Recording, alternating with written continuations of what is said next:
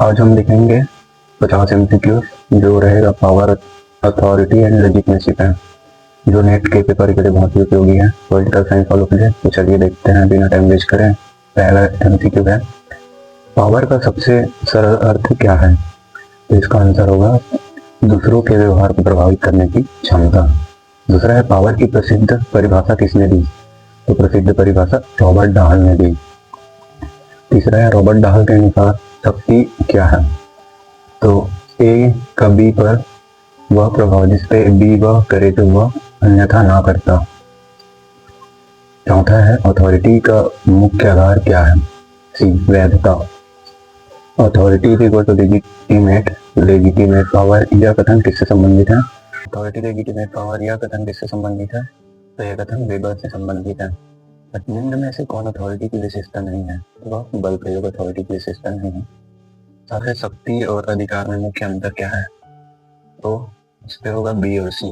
तब पावर बल पर आधारित है और अथॉरिटी वैधता पर आधारित है, तो दोनों होगा। लेजिटिमेसी का अर्थ क्या है? इसका अर्थ है वैधता। वैधता का सिद्धांत किससे जुड़ा है?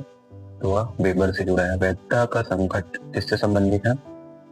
तो वह शासन की स्वीकार्यता में कमी से संबंधित है। मैक्स वेबर के अनुसार अथॉरिटी में कितने प्रकार हैं? तो 3 प्रकार है। वेबर के अनुसार ट्रेडिशनल अथॉरिटी का आधार क्या है? वह परंपरा और रीति रिवाज है। करिश्मेटिक अथॉरिटी का आधार क्या है? तो असाधारण व्यक्तित्व है। लीगल रिजर्वेशनल अथॉरिटी किस पर आधारित है? तो वह नियम और कानून पर आधारित है। निम्न में से कौन वेबर की अथॉरिटी का प्रकार नहीं है? वह मोरल, जो अथॉरिटी का प्रकार नहीं है।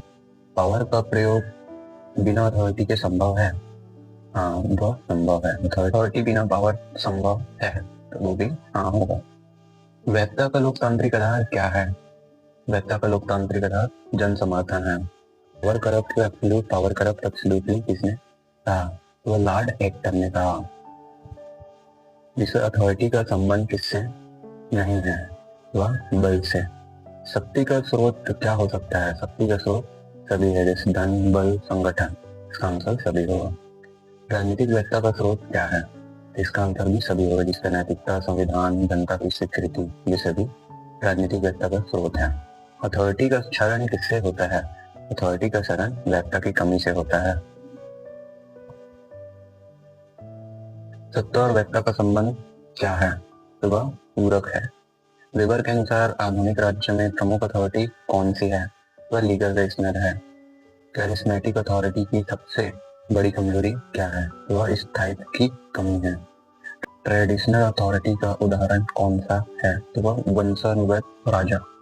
लीगल अथॉरिटी का उदाहरण क्या है? वह संवैधानिक बल है। शक्ति का वैध रूप क्या कहलाता है? शक्ति का वैध रूप अथॉरिटी कहलाता है। वैधता संकट से क्या उत्पन्न होता है? वैधता संकट से राजनीतिक अस्थिरता उत्पन्न होता है। अथॉरिटी का संबंध किस स्तर पर होता है? तो व्यक्ति और संस्था दोनों से होता है। वैधता की समाजशास्त्रीय व्याख्या किसने दी? वेबर ने दिया था। अथॉरिटी का पालन क्यों किया जाता है? कि वैधता की स्वीकृति से।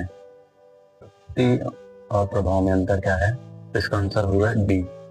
पावर अधिक शक्तिशाली और इन्फ्लुएंसर बिना बल के दोनों होगा। 35 है, अपना वैधता का नैतिक आधार किससे जुड़ा है? वह ग्रीन से जुड़ा है। अथॉरिटी का औचित्य क्या है? तो वह वैधता है। 37 है, अपना शक्ति का प्रयोग कब वैध नहीं होता? जब वैधता न हो। वैधता का संवैधानिक आधार क्या है? वह संविधान है। अथॉरिटी का संस्थागत रूप किसमें दिखाई देता है?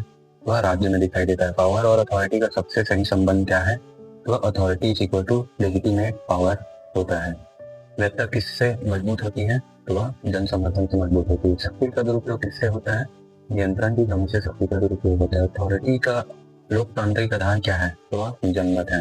निम्न में से कौन पावर का स्रोत नहीं है? वह वैधता है। अथॉरिटी का क्षय कब होता है? वैधता घटने पर। वैधता और कानून का संबंध क्या है? कानून वैधता का स्रोत। शक्ति का वैधानिक उपयोग क्या कहलाता है? वह अथॉरिटी कहलाता है। अथॉरिटी का आधार किस समाज में मजबूत होता है? वह लोकतांत्रिक समाज में मजबूत होता है। वेबर के अनुसार अथॉरिटी का सबसे स्थायी रूप कौन सा है? तो वह लीगल रेशनल है। और ये लास्ट वाला आप लोग खुद पढ़ सकते हो और इसका आंसर पढ़ने से आपको भी याद रहेगा। तो मिलता है दोस्तों नेक्स्ट वीडियो में, तब तक तो हमारे चैनल को सब्सक्राइब करिएगा, लाइक शेयर और फॉलो भी कर लीजिएगा।